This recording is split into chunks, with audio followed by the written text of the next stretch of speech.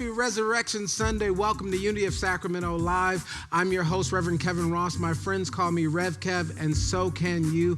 We are so excited to have you joining us for this powerful Resurrection Sunday. Whether you are here for our Easter drive-in experience, we're so glad. Give some hearts and thumbs up to those that are participating in our Easter drive-in experience, or whether you are joining us from around the world, we're so happy to be bringing you this powerful spiritual experience on this amazing Resurrection Day. We recognize that Corona cannot stop our celebration, and social distancing does not stop our spiritual connection. And so if you have a cell phone, if you have a tablet, if you have a laptop, if you have an internet connection, you have your connection to the spiritual community. We are your online connection to the beloved community. We're so glad you are here with us on this sacred Sunday. And so we want you to do something to help us to spread our vision. Our vision simply says, centered in God, we co-create a world of peace, prosperity, and unconditional love for all. And the way you help us to grow this conversation of unconditional love and inclusion is like, tag, share, and subscribe. Like, tag, share, and subscribe, and help us to have the biggest, grandest, brightest watch party celebration on this Resurrection Sunday. Start your watch parties right now, because we're about to bring you the best of Unity of Sacramento music like you have never felt before. Get ready to get your soul stirred. Get ready to get your Easter off and running. This is going to be an amazing experience for you and for me. Watch this. You are the Word at the beginning, one with God the Lord Most High. Your hidden glories in creation, now revealed in you, our Christ. What a beautiful name it is. What a beautiful name it is. The name of Jesus Christ, my King. What a beautiful name it is.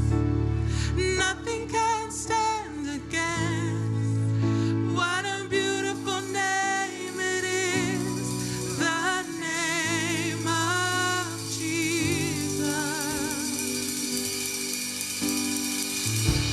You didn't want heaven without us, so Jesus, you brought heaven down. This world is great, your love is greater. What can separate us now? What a wonderful name it is. What a wonderful name it is. The name of Jesus Christ, my King. What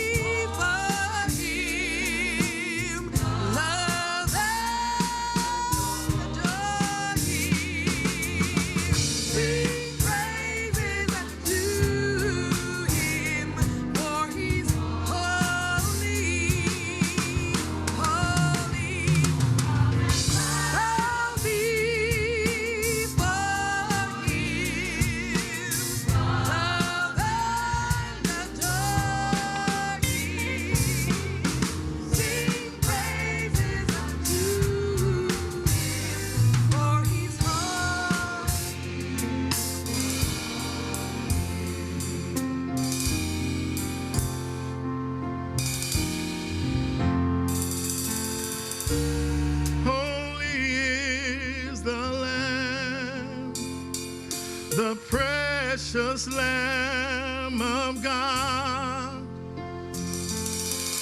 You love me so, I'll let the world know, the precious Lamb of God. Holy is the Lamb, the precious Lamb of God. You love me so, I'll tell the world no, the precious Lamb of God.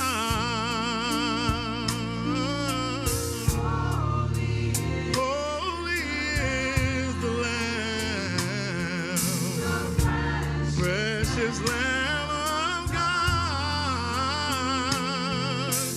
You love me so, I'll never let go. Holy is the Lamb, the precious Lamb of God. You love me so, I'll let the world know, the precious Lamb of God.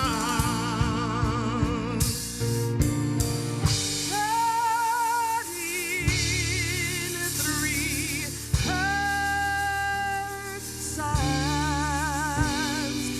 blessed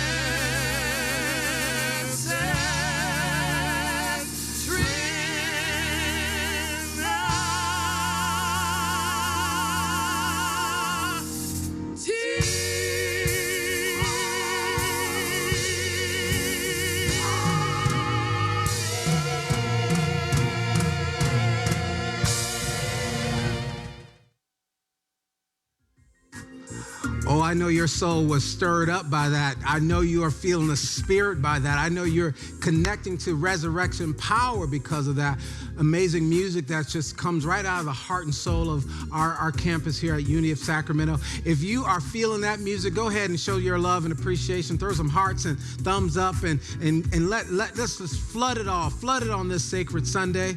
All out in the Easter drive-in experience. Come on, throw yours up as well. We're so glad on this Resurrection Sunday that our spirit will not be crushed by this interruption, this little break from our norm, that we're creating a new norm. And that new norm is called love rising right here and right now. So we're grateful for that.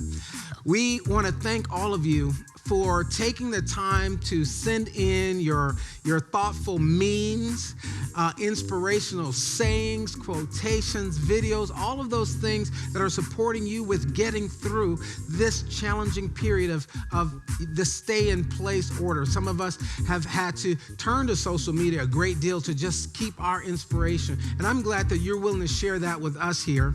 And this one that we're going to share with you this week, maybe we'll share two.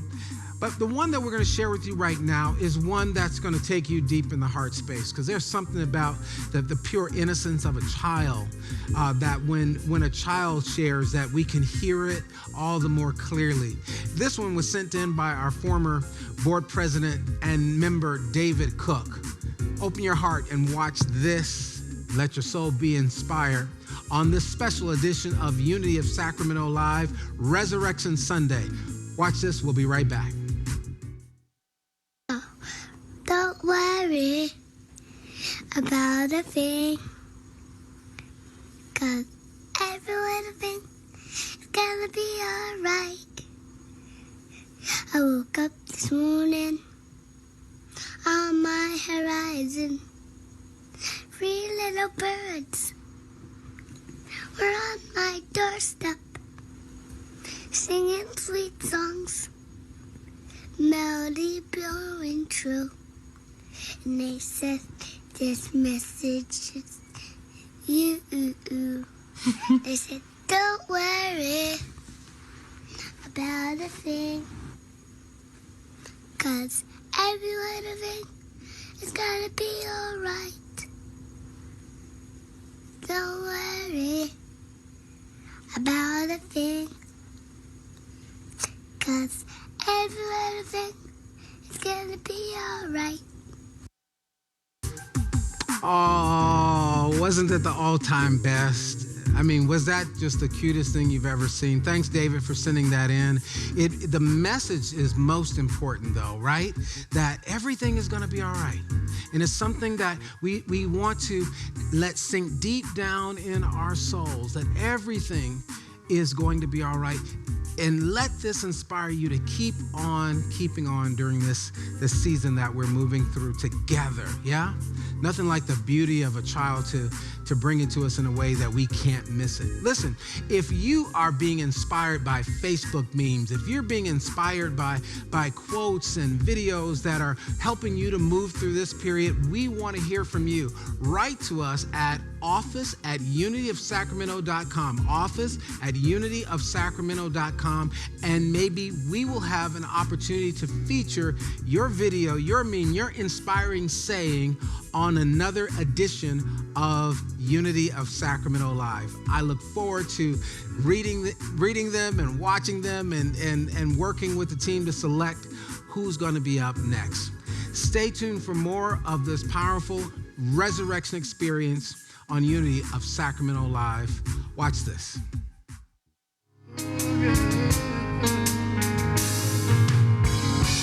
You are God and you are greater than anything. And I worship you, you're bigger than life to me. You are God and you are greater than anything. And I worship you, you're bigger than life. You are my breakthrough, breakthrough.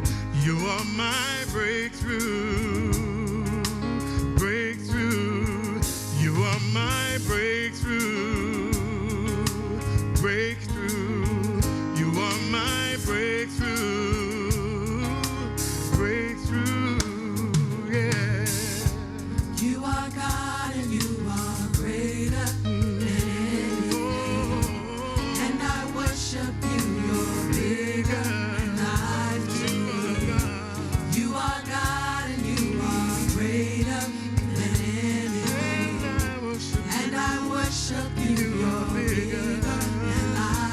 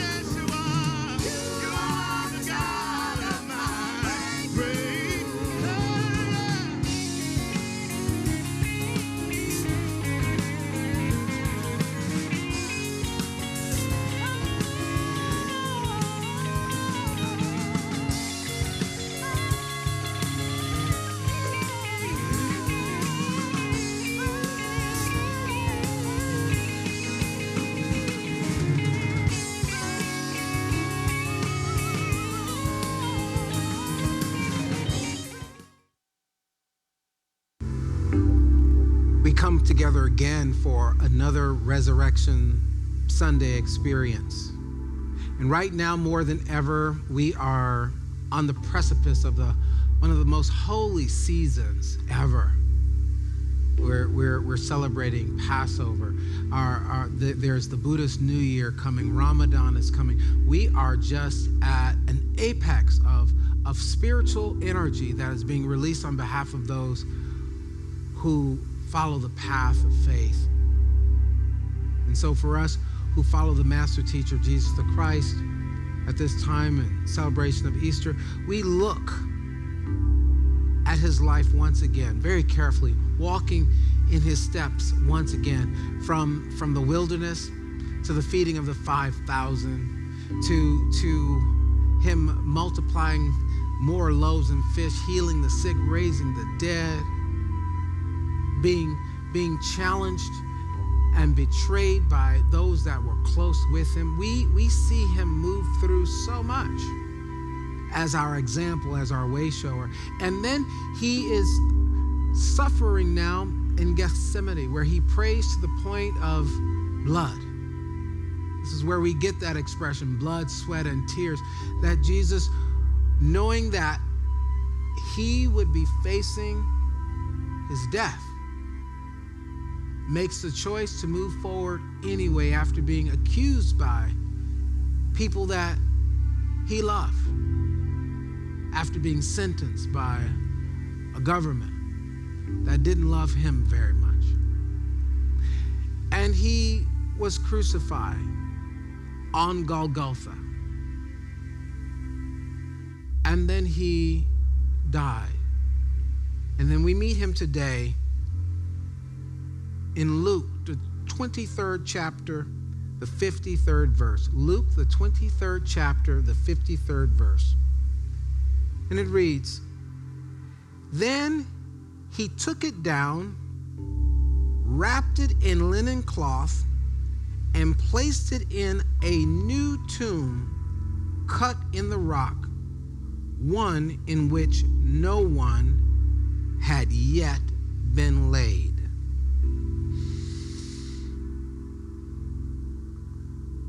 This resurrection experience, this Resurrection Sunday, I want you to reflect with me deeply on the topic, tomb time. Tomb time. We recognize and we look at very carefully the crucifixion, and we know that crucifixion was a part of Jesus' journey, and it's a devastating part for all of us. But we understand spiritually that crucifixion is the crossing out of the dominion of being ruled by the dominion of the world of effects and crossing over into one's divine nature, crossing out the material effects of the world and crossing over into one's Christhood. And each one of us has that opportunity to have that crucifixion, that crossing out of those things that bind us and keep us from our connection with God. And then we like to leap to resurrection, but I think that the entire world has been placed in a time-out tomb time. We're collectively moving from a crucifixion experience into a time-out, into a tomb time experience. You see, this is what precedes the resurrection. And as much as we want to celebrate the glorious comeback, I want us to focus for a little bit on where we actually are in preparation for our own resurrection, where we actually are. And if we can choose to benefit from this tomb time, this new tomb, this new place, this new cocoon that we're placed in right now, with this stay in place order that we've received. We can choose to resist it and call it something that's restricting our freedom, and call it something that is against us, or we can actually take the same attitude that Jesus did and move forward and used this tomb time to, as he said, physician, heal thyself. That if we could imagine what happened those 3 days. They say he was in the tomb for 3 days, and there was a stone placed in front of that tomb. And right now we're in the tomb for an indefinite period of time. We don't know how long we're going to be in, but we know we're going to be in. And there's a stone. There's a limit that's placed on us as to how long we will be in and when we can come and go. And so we can choose to let this be a catalyst for our transformation, or we can choose to give us something else for which to complain about. What would be possible for you if you and I chose to use this period of tomb time as a catalyst for our transformation rather than a catalyst for more complaint? I want you to think about that for a minute. Complaining about what you don't have. Complaining about who's not in your life. Complaining about who hasn't called you and texted you back. Complaining. Imagine wasting this crisis. They say that Jesus was in the tomb for 3 days. And in the tomb, he was in grave clothes. Grave clothes that bore the tears, that bore the marks of his struggle to Calvary and thereafter. How many of us have our grave clothes on from all of the pains that we've been through in our lives, still wearing the grave clothes, still wearing the scars and the marks and metaphysically the bitterness of the experiences that did not serve us? How many of us are still in our grave clothes trying to have a resurrection, trying to claim a comeback, but we haven't forgiven, we haven't laid aside the grave clothes?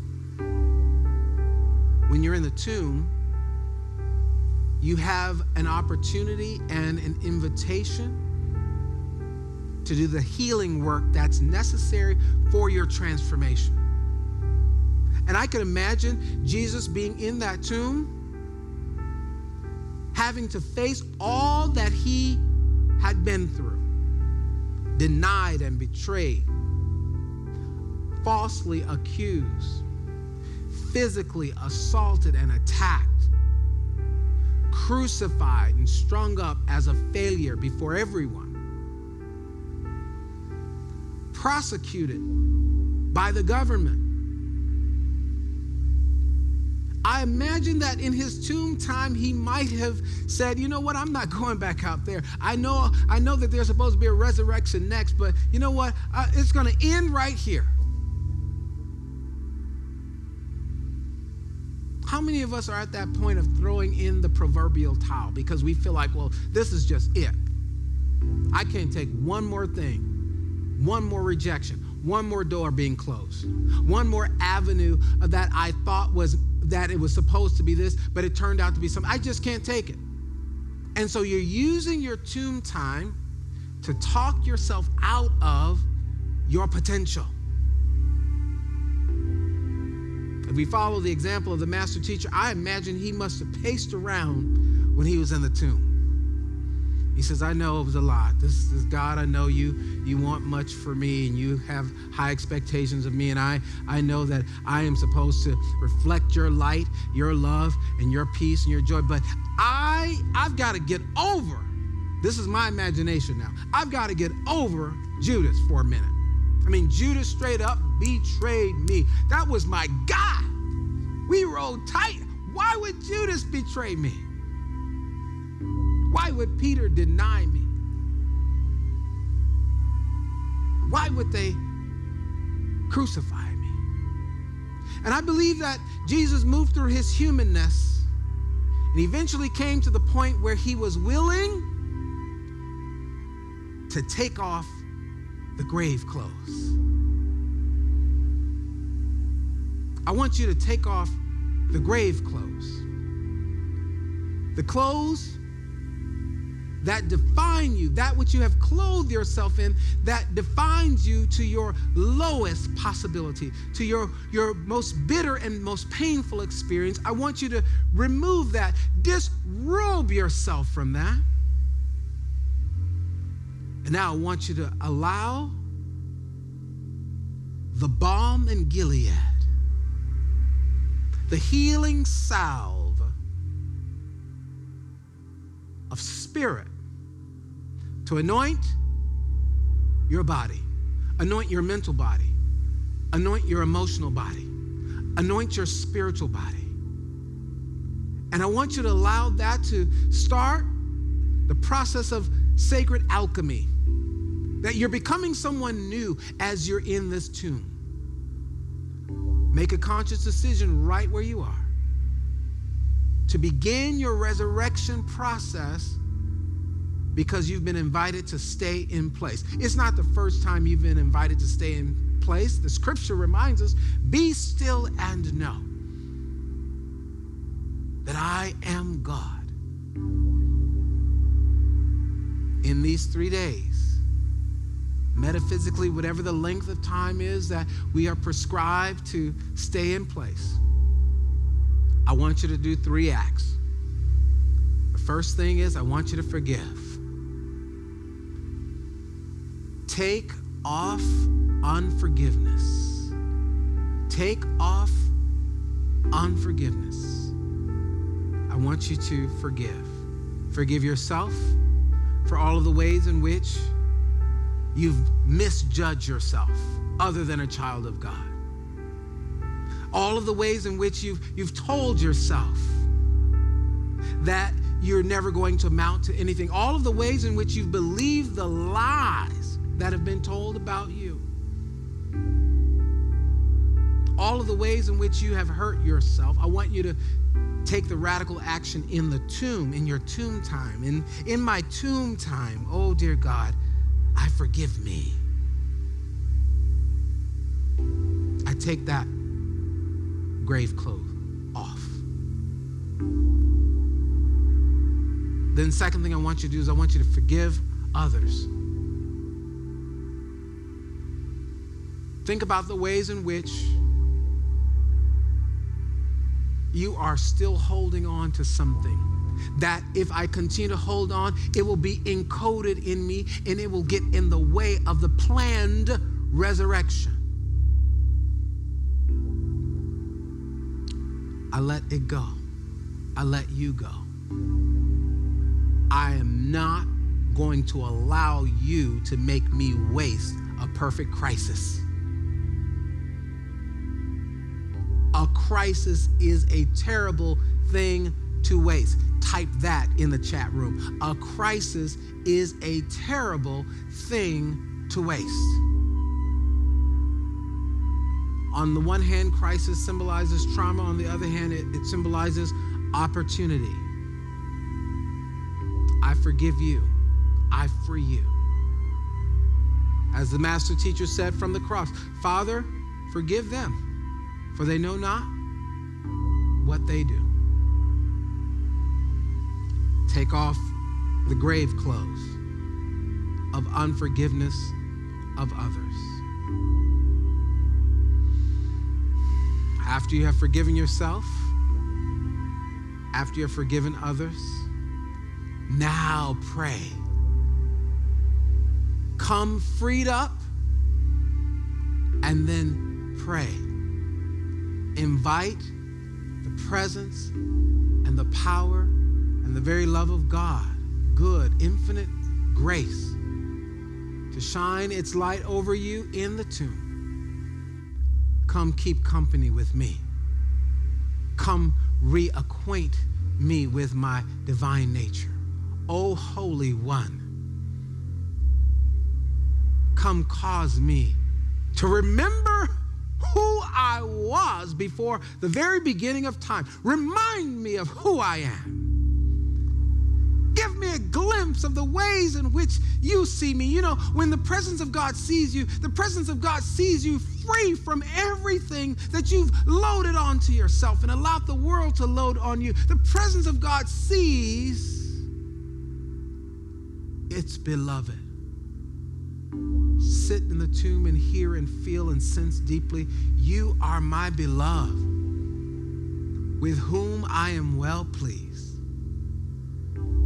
Let that sink down into the very soul of you. And as you pray, reconnect with that realization. I am God's beloved, with whom God is well pleased. And feel deeply.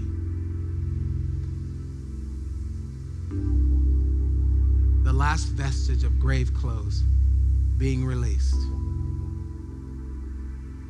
And then see and sense and feel yourself now awash in the light of God.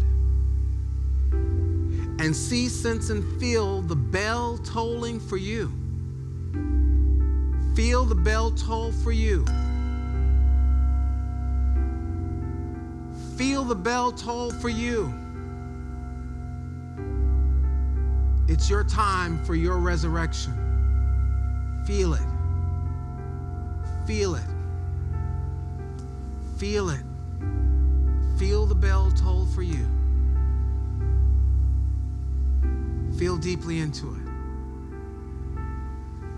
And now witness as the angels descend to roll away the stone. The stone of bitterness. The stone of unforgiveness. The stone of low self-esteem. The stone of self-hatred. The stone of addiction. The stone of revenge. The angels descend. The angels descend and roll away the stone. See that happening for you. See that happening for you. This is your resurrection moment. Witness the stone being rolled away. Witness daylight breaking in the tomb with you. And see, sense, and feel yourself rising with the Master. See yourself rising anew. See the Christ standing up in you. See God stretching out in you. On this, your resurrection day. See it, feel it, accept it.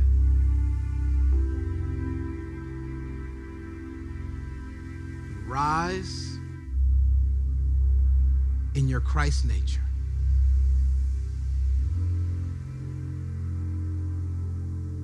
You are made new. Crucifixion, tomb time, resurrection.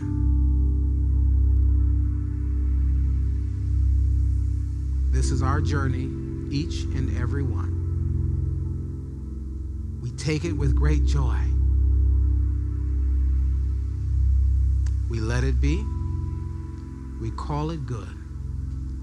And so it is. Amen.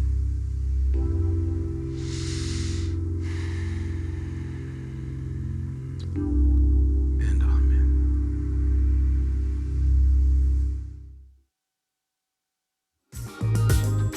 And welcome to Rev Kev's Help Desk, where you have questions and Spirit has answers. I'm happy to be sitting here with Linda. Linda, you have a question for me.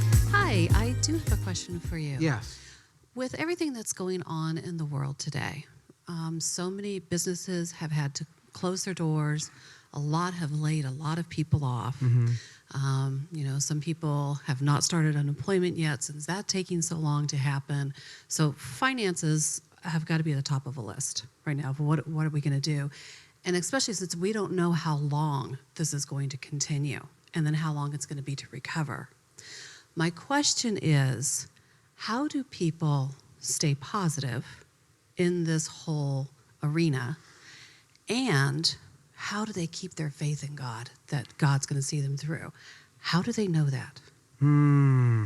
Wow, powerful question. And you're absolutely right. So many people have this question on their hearts. First of all, one of the things that I love about a crisis, I believe that we should never let a crisis go to waste. A crisis is a terrible thing to waste. I'll say it again. A crisis is a terrible thing to waste, because while crisis may trigger the experience of trauma, it opens the door to opportunity and creativity.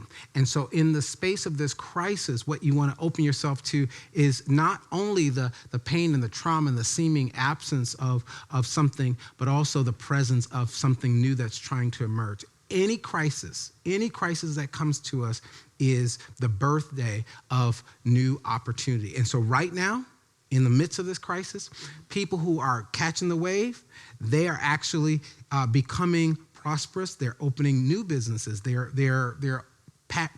charting new courses because they're listening for what's needed and wanted at a time like this. So, first thing I would say to you regarding this is come back to the realization that God is the unfailing source of your supply. Your job is a channel. The job is a channel of supply. It's not the source of your supply. It's a channel. A channel is one way through which the presence wants to get good into your life. So this could be the catapulting of you into a way in which the presence wants to bring something new into your life. Maybe it's time to write that book. Maybe it's time to start that new business, that non-for-profit. Whatever it is, I want to be intensely interested in hearing the ideas that are flowing through right now, because I promise you, for those who have the ears to hear, there's an ocean of ideas flowing through in order to evolve us during this particular time. Okay, so I want you to get that there will be those who will boom in this season of seeming famine. Okay, so that's idea number one. Okay. But to your question about how to remain positive, how do I remain positive in a time where it seems to be such a sad time, such a difficult time? Right. We're reminded in Scripture that if you have the faith the size of a mustard seed, it does not ask you to have this gigantic faith. You're not expected not to have no emotions. You get that? So if you're feeling sad, fall right into your sadness. Don't judge yourself for having your sadness, and don't let your sadness have you. Don't be possessed by the sadness. Gotcha. You get what I'm saying? Yes. Are you having some sadness? I've had some, yeah, Okay. absolutely, Okay. absolutely, yes. And so that mustard seed worth of faith that you have, because I know is there at least a mustard seed left? Oh, there's more than that there. Okay, yes. so you got more than that I got left. more there. than that left. Okay, so that more than enough, join with your connection to God, is enough to strangle out any emotion that wants to dominate you, that is not forwarding you in this time. Okay, that's not causing you to be innovative and creative and your true self. Gotcha. Tell me the type of person you really are. When you think about who you really are, like, what is your real personality? My real personality is joyous.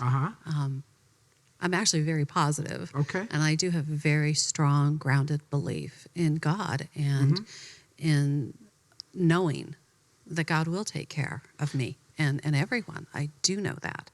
So is who you really are, ready for this?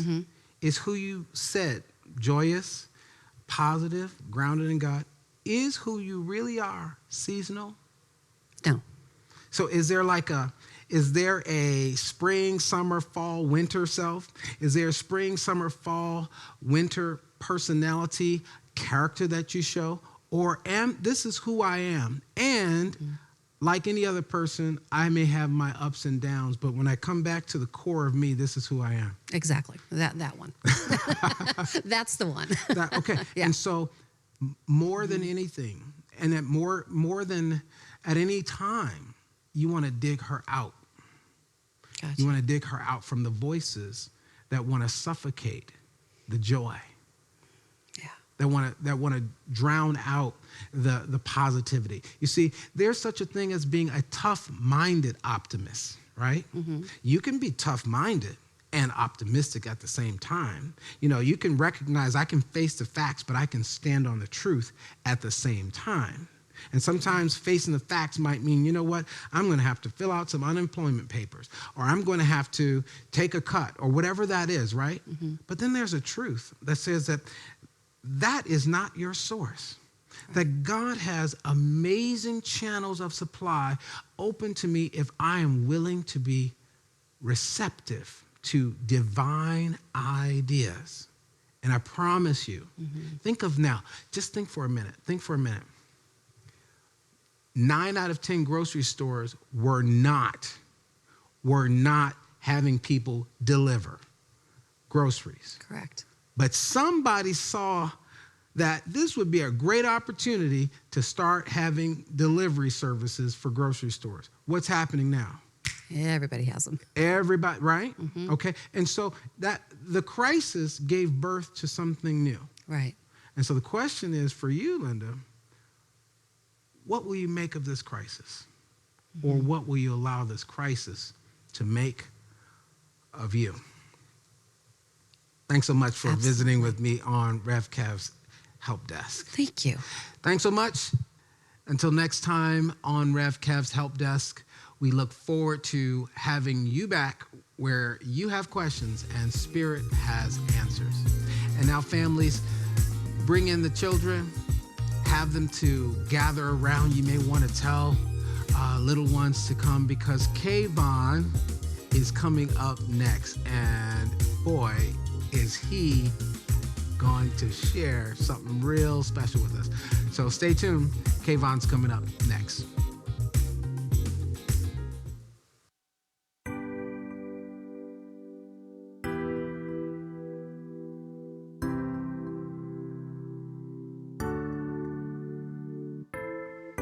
He said he was around